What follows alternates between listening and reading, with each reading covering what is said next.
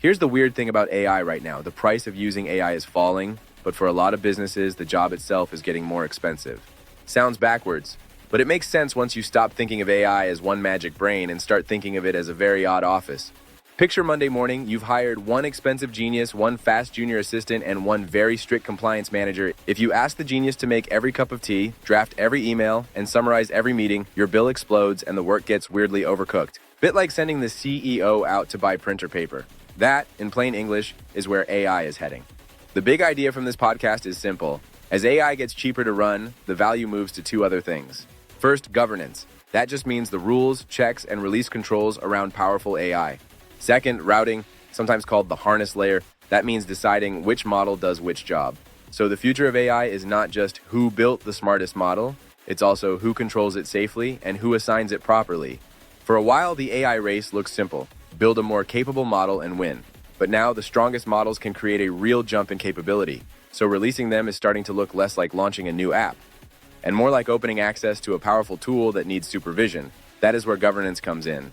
Not a moral lecture, more like a control room. Then there's the second shift. Newer AI systems are becoming more agentic.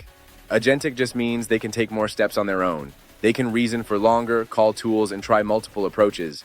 Useful? Absolutely. But here's the trap. Cheaper per token does not always mean cheaper per task. A token is just a little chunk of text. If a model takes 4 times as many steps to do a simple job, your cheaper model can still turn into an expensive one. It can be like that one colleague who turns a 2-line answer into a 14-slide deck. The easiest way to picture this is a restaurant kitchen. You do not give every order to the head chef.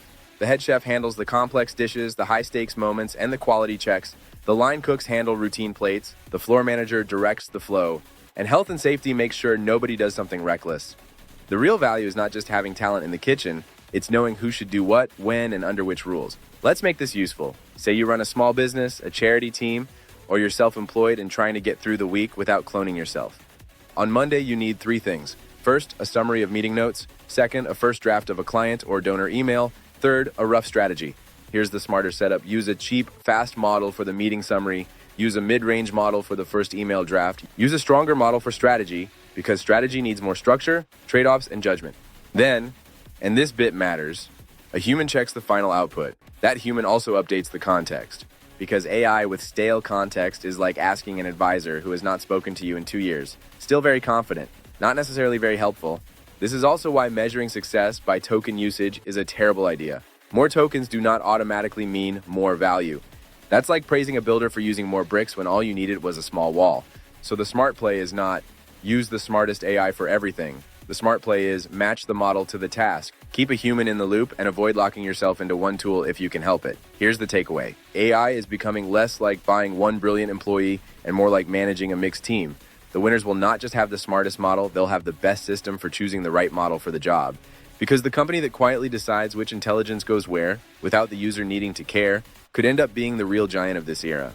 And underneath all of this is one more very unglamorous truth.